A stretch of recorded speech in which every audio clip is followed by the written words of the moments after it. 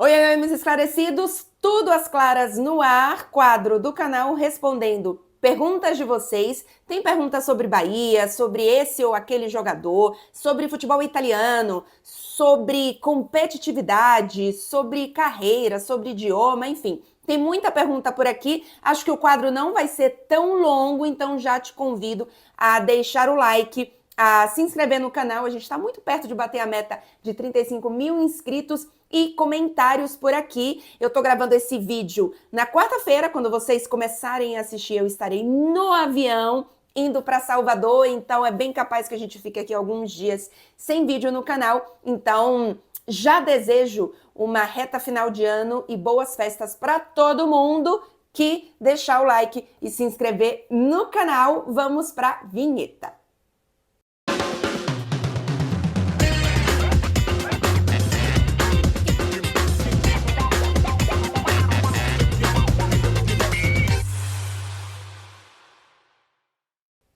Muito bem, então, gente. Eu não separei as perguntas aqui por tema, tá? Eu sei que tem muita gente que assiste o quadro só pelas respostas do Bahia. Tem algumas perguntas sobre isso, sobre alguns jogadores. Mas, como vai ser mais curto, eu convido vocês a assistirem esse vídeo todo. Tem vídeo específico no canal com um balanço de 2024 e as minhas expectativas para 2025, então não vou repetir aqui, porque tem um vídeo com quase 20 minutos ou mais de 20 minutos só sobre isso. É o último vídeo do canal, então confere lá se você é tricolor e ainda não assistiu. Vou começar com a pergunta do mestre Stifler, que tinha sumido um pouquinho por aqui, voltou a aparecer. Me pergunta se o campeonato italiano nessa temporada está sendo o mais disputado dos últimos anos. Minha memória é muito ruim, mas eu tenho a impressão que sim, tá? Em relação ao título, me parece mais fresco a memória de que sim. No ano passado, a Internazionale tinha um domínio maior, ainda que neste momento do campeonato, eu fui dar uma olhadinha nos campeonatos anteriores, a diferença para o segundo colocado não era tão grande, mas a diferença até ali o quinto, sexto colocado já era bem grande. Na anterior, o Napoli também disparou muito cedo. Antes, a gente teve o Milan, e aí eu lembro que o campeonato do Milan foi um pouco mais disputado. E antes do Milan foi a Inter, que também disparou mais na frente no início, se eu não lembro, se eu não estou enganada. E aí, antes disso, foi a Juventus, que também foi um campeonato que, em relação a muitos candidatos, não é igual ao campeonato atual. Para a gente ter uma ideia, o campeonato italiano desta temporada, 24-25, eu estou abrindo aqui, a gente está na 16ª rodada, a gente tem a Atalanta na frente com 37 pontos, Napoli com 35 pontos, Internazionale com um jogo a menos com 34. Então, por exemplo, se a Inter vence o jogo a menos que ela tem, ela já empataria com a Atalanta em 37 pontos. Aí a gente tem Fiorentina com 31, assim como a Lazio, mas a Fiorentina também tem um jogo a menos, então se fosse para 34, empataria com a Inter hoje, ou ficaria apenas um ponto do Napoli. E a gente tem ali o quê? Até a quinta colocação, Lazio tem 31 pontos, Juventus, que está na sexta colocação, tem 28 pontos. Então já são 9 pontos de diferença para a Atalanta. Então talvez a briga, eu não acho que a Lazio vai brigar por título, mas ainda assim a gente tem uma diferença pequena entre o primeiro e o quinto colocado. Atalanta, Napoli, Inter, Fiorentina e Lazio. E ainda vamos falar a verdade, por mais que não vá brigar por título, a gente ainda tem um Milan, que tem 23 pontos, um jogo a menos, mas que pode, não acho que vai incomodar para título de jeito nenhum. Tem um vídeo, inclusive, só sobre este Milan de segunda-feira aqui, dia que o Milan fez 125 anos. Mas é um Milan que pode, de alguma forma, se acertar um pouco mais e brigar por competições europeias, não por título. Mas está muito bom de ver esse campeonato italiano. Tem uma pergunta depois do Lucas Campos, _33, que é o seguinte: hoje, em quem você apostaria para ganhar o Scudetto? E eu acho que essa imprevisibilidade do futebol italiano, do campeonato italiano, na verdade, coloca uma emoção muito grande no campeonato. Porque se a gente vai hoje nos outros campeonatos, talvez a gente veja um possível candidato a título muito forte. E hoje, por exemplo, eu não consigo falar para vocês que eu confio que a Atalanta vai ser campeã italiana. Assim, seria o primeiro título de campeonato italiano da Atalanta. Então é difícil você apostar, você colocar suas fichas nisso. E o Napoli, que é quem está logo atrás, tem algumas vantagens, que é o fato de não estar disputando competições europeias, então isso pode ajudar no calendário. A Atalanta, por exemplo, vai ter fôlego? Tem uma pergunta aqui também sobre isso. Caramba, eu não sei, eu tenho dúvidas. Eu acho que o time titular é muito bom, eu acho que o Gasperini tem, inclusive, conseguido girar um pouco o elenco, mas o quanto será suficiente até o final da temporada, não sei. Tem alguns jogadores que ainda podem render mais, por exemplo, o Zaniolo, que já vem bem, inclusive, obviamente, dentro do que ele tem tido de oportunidade. O Zaniolo já tem números melhores do que a temporada inteira passada na Premier League. Eu esqueci agora qual era o time que o Zaniolo estava, gente, enfim. Então, tem alguns jogadores que podem ajudar ainda mais nessa reta final, nessa segunda metade, né? A gente não tá na reta final ainda. Então, talvez a Atalanta tenha fôlego para isso. E a Internazionale, que hoje está na terceira colocação, mas tem um jogo a menos e poderia estar com a mesma pontuação da Atalanta, é uma equipe que talvez a gente consiga confiar um pouco mais, né?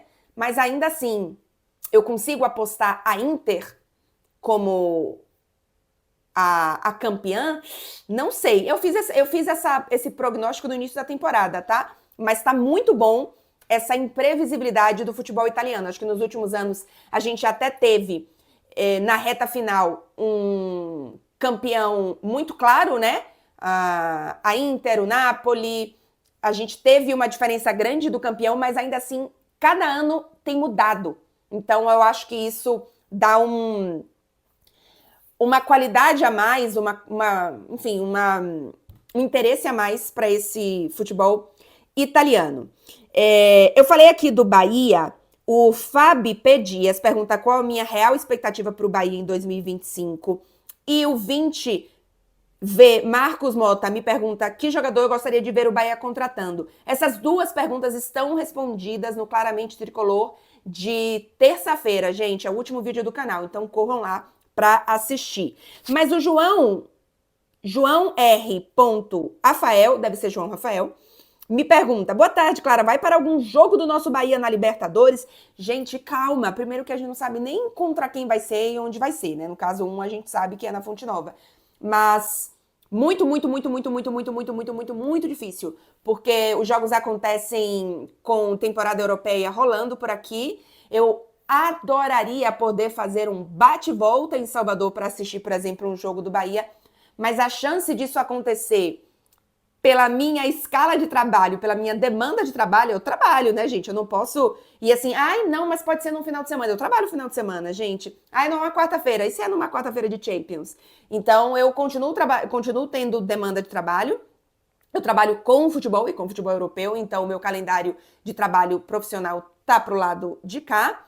E segundo, que financeiramente é complicado, né? Eu não consigo simplesmente comprar passagens para fazer um pequeno bate-volta. Mas adoraria, mas acho muito difícil.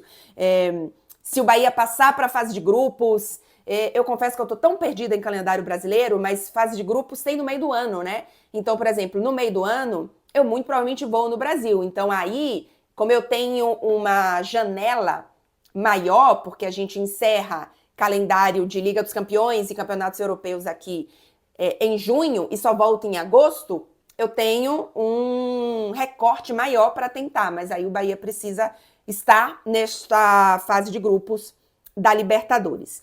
O Rômulo XP_23 me pergunta o que eu penso sobre o hate desproporcional em cima do MB. Cara, as pessoas estão loucas, assim, um completo absurdo o que aconteceu, e aí, cara, você pode discordar da opinião, você pode até, sei lá, achar que você tem algo a falar sobre aquilo, ok, mas desejar morte, xingamento, as coisas assim que eu vi, sinceramente, eu vejo cada vez menos as coisas na internet, tá?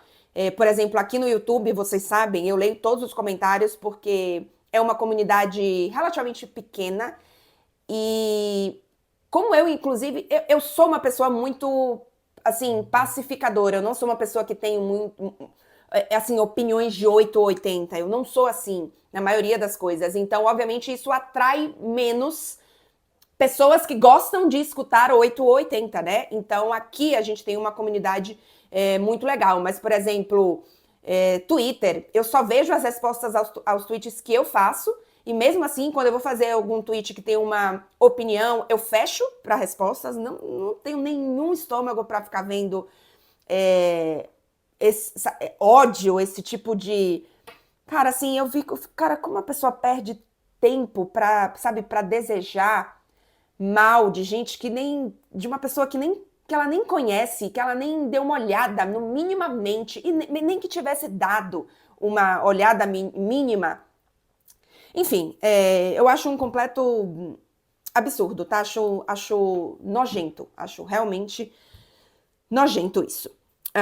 Pergunta da Kelly Cunha: se eu tenho alguma tradição / superstição para virada de ano novo? Não tenho, Kelly. Fiquei pensando aqui.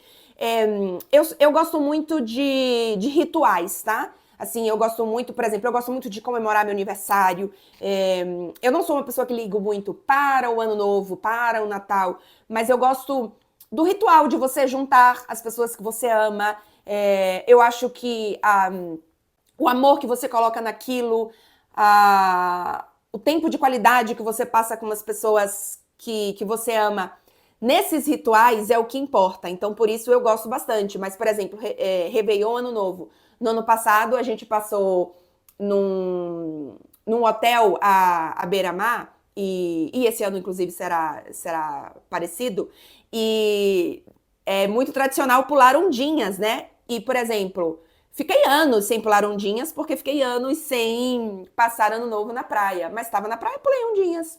Vai ter problema se eu não pular ano que vem? Não vai ter. Mas eu acho que tudo que pode trazer energia positiva, tudo que de alguma forma faz bem, seja ela séria ou seja ela uma brincadeira, eu topo. Mas eu não tenho nenhuma superstição assim, não. Pergunta do Luan JRS, se eu sou baiana. Sim, gente, eu sou baiana. Outro dia alguém mandou comentou aqui acho que foi no último vídeo, perguntando se eu era baiana. Sim, gente, sou baiana e bem baiana. Inclusive, o que tá escrito aqui uma baiana só faz verão. Eu nasci em Salvador, no Jorge Valente, Hospital Jorge Valente, se eu não me engano. Mas sou de Salvador. Meus pais são baianos também, mas meu pai nasceu em Itapetinga, interior da Bahia, obviamente, e minha mãe nasceu em Rui Barbosa. Minha mãe nasceu em Rui Barbosa e depois foi morar em Feira de Santana? Acho que é isso, né, mãe? Você não nasceu em Feira de Santana, né? E minha memória é muito ruim, mas eu acho que é isso. Acho que minha mãe nasceu em Rui Barbosa. Enfim, mas se ela não nasceu lá, a família é de lá e depois só que foi pra Feira de Santana.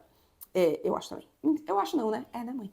Enfim. Hugo Vilas.1999. Como a rivalidade com Vitória influencia o dia a dia dos tricolores? Eu acho que o Hugo Vilas, pela foto aqui, é torcedor do Vitória, né? É que a foto, quando eu aumento, perde a qualidade. É um time rubro-negro, mas eu diria que é o Vitória. Hugo, eu vou te falar uma coisa, eu não posso falar pelos outros tricolores, tá? Até porque eu não moro na Bahia, eu não moro em Salvador há 10 anos.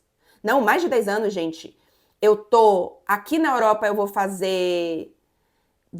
Eu cheguei em 17, então 18, 19, 20, 21, 22, 23, 24, eu vou fazer agora em janeiro de 25, 8 anos. Eu tô aqui há 8 anos e eu morei 4 anos no Rio. Então eu estou há 12 anos fora de Salvador. E eu não tenho contato com torcedores do Vitória, assim. Toda a minha família é torcedora do Bahia. Então não é que, sei lá, meu irmão torce pro rival e eu preciso conviver com isso. Não tem. Então, eu não posso falar pelos outros tricolores. Para mim, não influencia em absolutamente nada. Eu não sou uma torcedora, por exemplo, que pirraça rival, que manda mensagem, eu não faço isso. Por exemplo, teve Bahia e Corinthians, e obviamente o Corinthians ganhou, né? Mas, por exemplo, se o Bahia tivesse ganhado, e eu tô falando aqui do Quesada porque a gente brinca no FM e tal, mas eu jamais mandaria uma mensagem para ele ou para outro time que perdeu do Bahia, pra zoar, sabe? Eu não sou esse tipo de torcedora. E assim, claro que eventualmente, por exemplo, no nosso grupo de correspondentes a gente brinca e tal, mas eu não sou esse tipo de torcedora, dificilmente vai partir de mim isso, e com o Vitória muito menos. Então, assim, não influencia em nada na minha vida, assim, a existência do Vitória. Sinto muito, Hugo. Eu acho que você é torcedor do Vitória, né? Mas enfim. Atalanta.Brasil, atenção, você gosta de futebol italiano, especialmente quer acompanhar um pouco mais essa evolução espetacular da Atalanta, sigam a Atalanta.Brasil no Instagram, eles também fazem ótimo trabalho em Twitter, threads e etc. Pergunta quem é melhor, Lookman ou Osimhen? Na mão do Gasperini, lá ele, o Lookman, por conta do Gasperini. Eu confesso que eu tenho um pouco de dificuldade de comparar dois jogadores que tiveram experiências tão diferentes. Mas eu tenho a sensação que, com o Gasperini, o Lookman é melhor do que o Osimhen. Eu acho que, e eu tenho a impressão, tá, que o Lookman tem uma personalidade um pouco mais estável. Eu acho que o Osimhen se perde um pouco, às vezes, em algumas atitudes, enfim. Eu acho que o Lookman é um cara um pouco mais pacífico, assim, nesse sentido, sabe? Mais em paz com os pensamentos, com as decisões. Eu acho que é um jogadoraço, mas eu acho que tem muito a impressão digital do Gasperini. Eu confesso que eu não quero ver, porque eu quero que o Lookman continue arrasando na Atalanta, mas tenho algumas dúvidas, né, de como seria o Lookman com outro jogador, com outro técnico. Acho que isso é importante. _João Pedro me pergunta se eu já fui para alguma pipoca do Belmarques. Gosto bastante de assistir você e o Marcelo. Obrigada, João Pedro. Para pipoca do Belmarques, não. Quando eu era mais nova, se eu não me engano, eu saí algum ano no Nana Banana, talvez, que era o bloco que saía na barra do chiclete com banana, né? Mas pipoca mesmo, tem muitos anos que eu não vou no carnaval, porque sempre tem Liga dos Campeões, né? Desde que eu vim morar na Europa, eu não vou no carnaval de Salvador, então tem 8 anos. Mas pipoca mesmo, cara, eu gosto só no pré-carnaval, porque já começa a ter ali, né? Ou assim, por acaso peguei um pedacinho ali entre uma coisa e outra, mas pipocaça, assim, é muita agonia. Não curto tanto, não. Não sou de super camarote. Se eu puder pegar um camarote menorzinho e mais tranquilinho, eu fico satisfeita. Eu não tenho vontade de ir naqueles camarotes que é uma festa dentro do carnaval. Eu não tô indo para uma festa dentro do carnaval, eu quero ir para o carnaval. Então, os últimos anos que eu fui, eu nem fui em bloco, eu fiquei em pipoca, mas em pipocas mais tranquilas. E não de Bel, né? Enfim, que seria chiclete antes, enfim. _Luquera me pergunta, fala do 6-0, tem criança chorando aqui.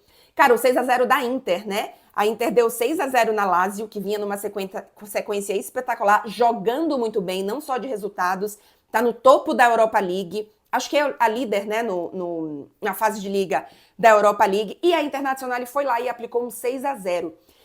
Essa Internazionale, quando ela quer jogar, ela é espetacular. O que eu acho que essa Inter tem é que ela renuncia de alguns jogos que ela acha que pode ser mais fácil, ou é um jogo que o Inzaghi gira muito o elenco. Então, eu acho que essa Inter abre mão muitas vezes de algumas partidas. Mas quando ela quer jogar, nossa senhora, e assim, se Di Marco e Barella jogassem na Premier League, ou, sei lá, no Real Madrid, ou até no Barcelona, pensando aqui nos dois maiores assim, clubes, né, de atenção de mídia no mundo e Premier League, cara, assim, eles seriam deuses, assim, seriam endeusados. Para mim, talvez sejam os dois jogadores mais subvalorizados do atual futebol. Para mim, o Di Marco hoje é o melhor lateral que existe e o Barella é um dos melhores meias, mas é subvalorizado. E uma curiosidade que também muita gente me pergunta por que eles não saem? Primeiro que eu espero que eles não saiam mesmo, porque eu gosto de ver como eles jogam dessa forma e é na Itália. e mantém um alto nível dessa Inter, mas nenhum dos dois quer sair da Itália, tá? Os dois estão muito satisfeitos no sentido de que eles amam o clube que eles são torcedores da Internazionale. Cara, a torcida ama eles têm uma conexão incrível, eles estão brigando por título, eles estão chegando em final de Champions. Então, eles estão felizes, a sensação é essa. Eles também deixam isso muito claro com as decisões que eles tomam, né, com renovações e etc. E tem uma sensação que eles só sairiam da Inter se a Inter precisasse, né? Se a Inter precisasse vender um jogador por uma questão financeira, aí talvez não tivesse muito o que fazer. Mas eu acho que eles quererem sair, eles pedirem para sair, acho que isso não deve rolar. O El Samuel pergunta sobre a Atalanta ter fôlego para ganhar a Série A. Já falei sobre isso. O Frederico Lopes pergunta, Paulo Fonseca cai até o Natal? Iria ser meu presente. Frederico, eu não acho que o Paulo Fonseca cai até o Natal, porque a diretoria, que eu acho que é uma diretoria que está perdida nesse momento, primeiro que não sabe o que quer fazer depois, então eu nem sei para onde essa diretoria iria depois de um Paulo Fonseca, e segundo que eu acho que ela teria que assumir um erro. E eu acho que essa diretoria não tem esse peito para bater ainda, sabe? Dizer, ok, eu assumo essa responsabilidade, esse erro aqui, vamos corrigir a rota. Acho que eles não estão lá ainda, então acho que não vai acontecer. Underline, elas podem sim. Pergunta, para você, quem foi o jogador mais difícil de entrevistar? Eu já falei com mais detalhes sobre isso em outro vídeo, já tem bastante tempo do Tudo às Claras, que foi o Cristiano Ronaldo. Não porque eu tenha, assim, vocês sabem aqui, eu não tenho uma admiração, nem acho que Cristiano Ronaldo é meu ídolo, nem nenhum outro jogador, eu não tenho isso aqui. Mas pela expectativa da entrevista, a expectativa que ela geraria, por exemplo, o que é que meu chefe vai achar, eu preciso que essa entrevista seja boa, eu preciso que isso aqui dê boas respostas. Então, foi o mais difícil, porque a expectativa era muito grande, né? Então, eu precisava de uma entrevista muito boa. Foi uma boa entrevista, não foi, assim, as respostas não foram espetaculares, mas não, assim, não foi ruim, foi uma boa entrevista, mas foi a mais difícil, porque eu fiquei realmente, assim, não sei se a palavra é preocupada, mas tinha uma pressão muito grande de que a entrevista fosse boa. Então, acho que foi isso. Pergunta do Enoque _X. Talisca daria certo nesse meio campo do Bahia? E aí, também tem uma pergunta do Daniel 2 Costa, do que eu acharia do Bahia investir no Bob Firmino para o camisa 9. Vou usar as duas perguntas para falar do Talisca e do Bob Firmino. Em termos de posição, eu gosto mais do Firmino, porque eu acho que é uma posição de um jogador um pouco mais centralizado, que o Bahia precisa mais, porque ele e o Lúcio Rodrigues seria uma boa dupla, né? Mas tem uma dúvida de quanto o Firmino está com ambição e eu acho que, enfim, acho que tecnicamente a gente viu, né, um auge dele na Premier League, mas eu não sei o quanto que ele ainda quer, que ele tá com fome de comer grama no Bahia, sabe? E vou ser muito sincera pra vocês, peguei aqui os últimos anos do Firmino, os últimos 2, no caso, né? Eu não assisto Arábia Saudita, vocês assistem? Eu não tô assistindo o... Como é o nome do... O Al-Ali Jeddah. Al-Ali, né? Deve ser só o que fala, né? Pra vocês terem noção, eu sou completamente perdida desses negócios da Arábia. Eu leio quando eu preciso falar alguma coisa, quando eu preciso estudar, e depois eu esqueço, porque minha memória precisa ter espaço para outras coisas mais importantes. Então, fui olhar aqui. Temporada passada, ele tem 34 jogos, 9 gols e 8 assistências. Acho pouco. As anteriores do Liverpool, ele tem 35 jogos, 13 gols, 4 assistências. 35 jogos, 11 gols, 5 assistências. 48 jogos, 9 gols, 9 assistências. E aí, só antes disso que os números são um pouco melhores, com exceção aquela grande temporada dele, a temporada 17-18, são 54 jogos, 27 gols e 16 assistências.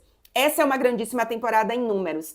Uma temporada com 9 gols e 8 assistências Cara, não sei, acho que dá pra ter um jogador melhor. E nessa temporada ele tem 19 jogos, 6 gols e 3 assistências. Mas repito, eu não tô vendo o Firmino jogar. Ele tem sido titular, ele tem jogado 90 minutos, aqui tô vendo os últimos 5 jogos dele. Ele fez 3 gols, jogou 90 minutos em 4, então parece que fisicamente tá rendendo e tal. Os números não são espetaculares, talvez no futebol brasileiro fossem melhores, enfim, com um time melhor, com futebol brasileiro, com ambição maior, com mais motivação, mas eu não sei como ele tá em relação a isso. Então eu tenho dúvidas, tá? E tem uma questão que ele tem contrato até 2026, né? Assim como o Talisca. Então isso seria uma questão, não sei o quanto que poderia pagar por eles. A questão do Talisca, eu gosto mais do Talisca por 3 motivos. Primeiro, o Firmino tem 33 anos, o Talisca tem 30. Então, são 3 anos a menos. Segundo, o Talisca tem uma conexão com o Bahia. Inclusive, quando eu comecei a trabalhar lá no Jornal Correio em Salvador, o Talisca estava na base do Bahia e eu lembro do início dele, do processo dele. E eu chamava muito o Talisca de Gambito, porque ele tinha aquelas pernas finas, longas, umas canelas finas assim. E eu lembro que eu falava muito dos gambitos do Talisca.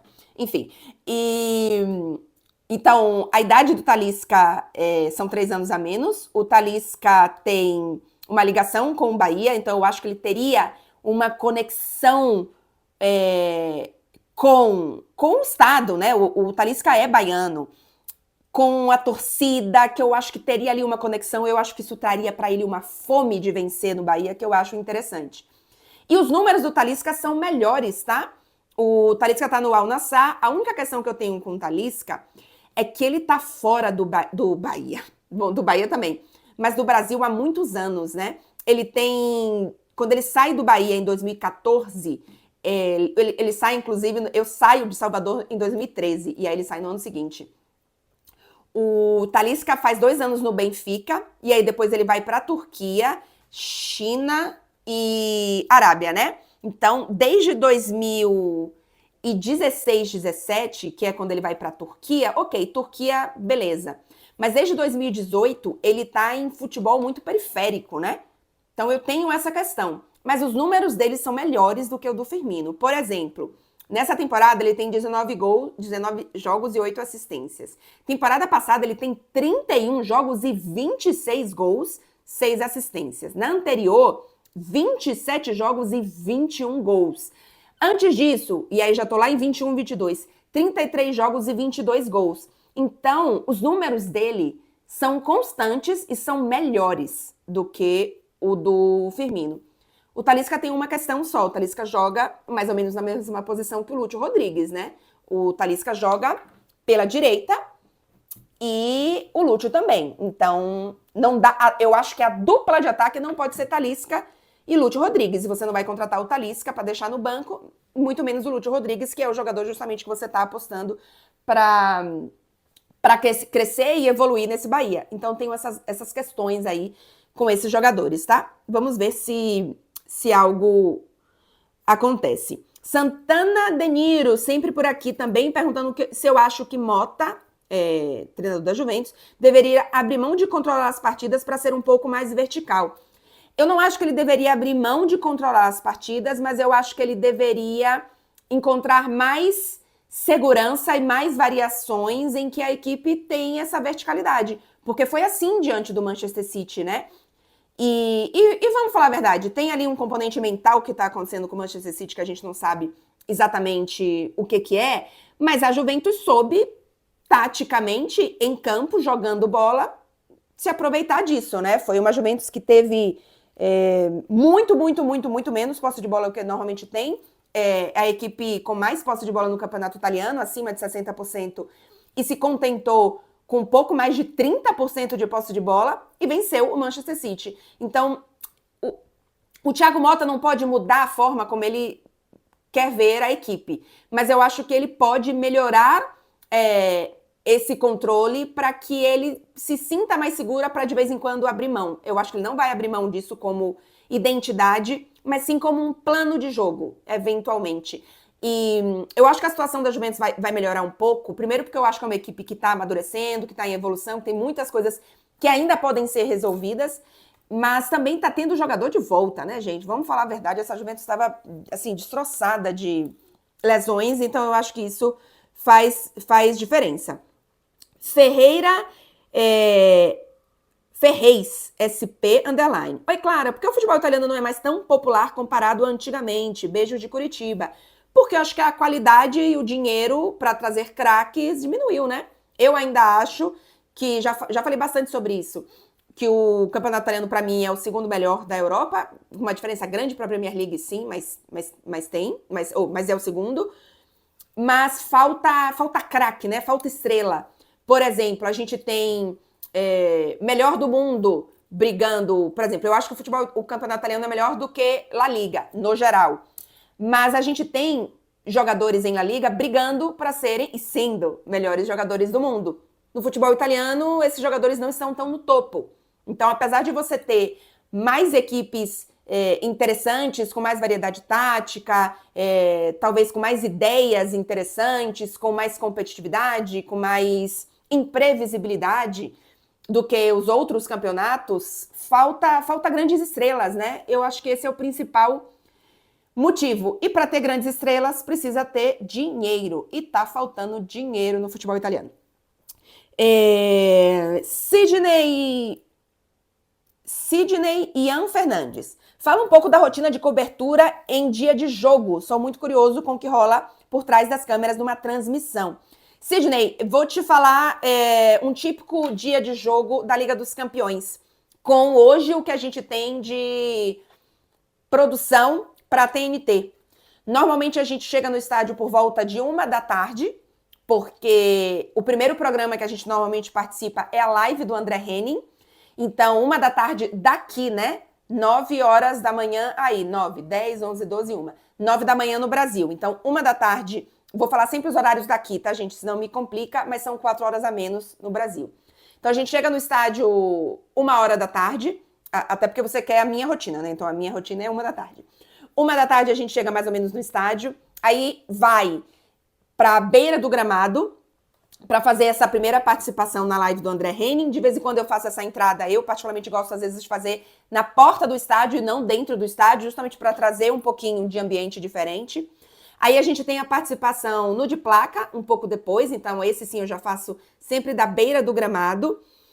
E aí a gente vai para o melhor futebol do mundo, beira do gramado. Então, melhor futebol do mundo em dias de Champions, 4h. Então, ó, de 1 até as 4, tô ali. Cheguei no estádio, fui pra beira do gramado, conferi posição atrás do gol, conversei ali com a EFA pra saber se tá tudo certo. Então, é assim, é ali na beira do gramado, tá? Melhor futebol do mundo e depois a gente abre nossa transmissão 5h30 aqui. E aí, é só beira do gramado, beira do gramado. Quando tem jogo mais cedo, a gente tem uma pausazinha ali, sem entradas ao vivo, né, no canal. Então, normalmente, se tá frio em especial, a gente entra no estádio, aí normalmente tem uma salinha de imprensa, a gente aproveita para comer alguma coisa, a gente recebe da UEFA uma lunch bag com um sanduíche, uma fruta, água. Então, a gente normalmente faz um lanche ali. Alguns clubes servem jantar, então a gente consegue comer também. E depois volta para a beira do gramado para fazer as últimas entradas antes do jogo começar.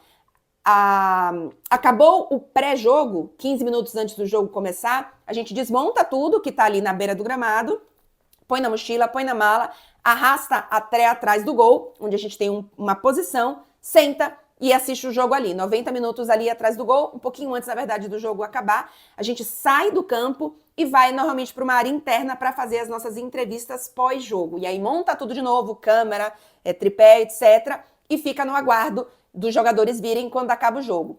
Acabou ali o momento das entrevistas, os assessores de imprensa e a UEFA falam pra gente, nenhum jogador mais vem, a gente volta pro gramado para gravar normalmente ali algum conteúdinho de pós-jogo, do que aconteceu e etc. Acabou isso, vai pro hotel, chega no hotel normal, eu em casa normalmente por volta de uma hora da manhã. Então, chega 1 hora da tarde no estádio, chega em casa 1 da manhã, então 12 horas aí de trabalho.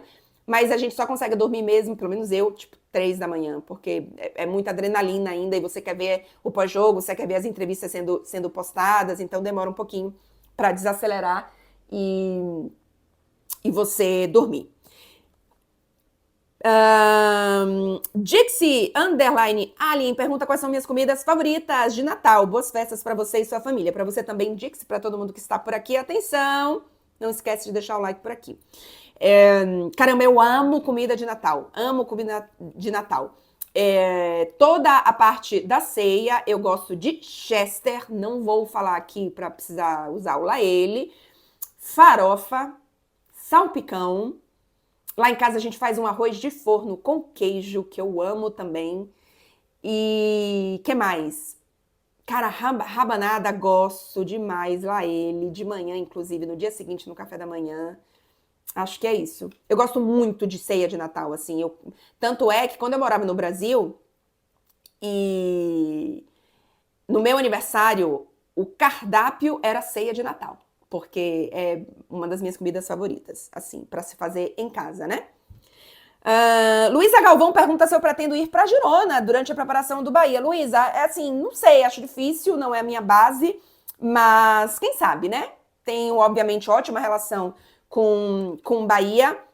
Já tem, enfim, alguns eventos, enfim, algumas ideias de conteúdo para o início da temporada.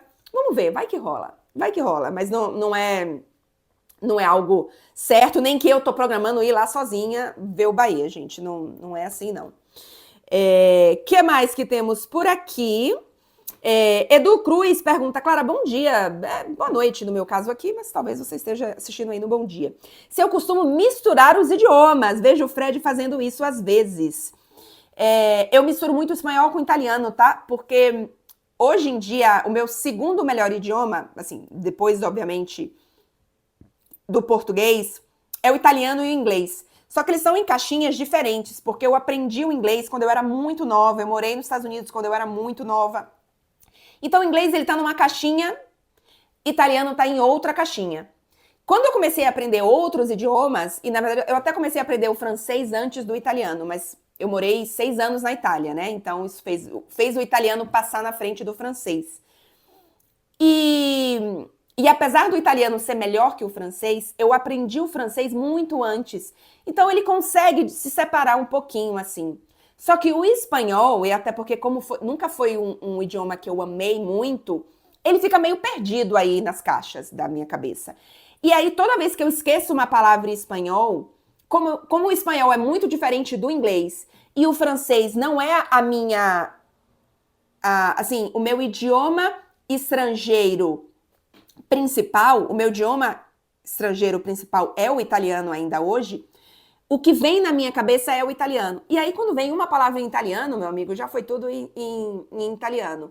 O italiano é muito forte, assim, o sotaque, a forma que o italiano toma conta de você quando você aprende o italiano é muito forte, então o italiano acaba sendo o idioma estrangeiro que eu acabo colocando no meio, assim, dos outros, mas principalmente o espanhol e o francês também, de vez em quando eu meto o italiano no meio do francês. Por exemplo, mais em italiano é più e mais em francês é plus. Eu raramente falo plus, eu quase sempre falo più. Então, tem sim essa enrolação por aí.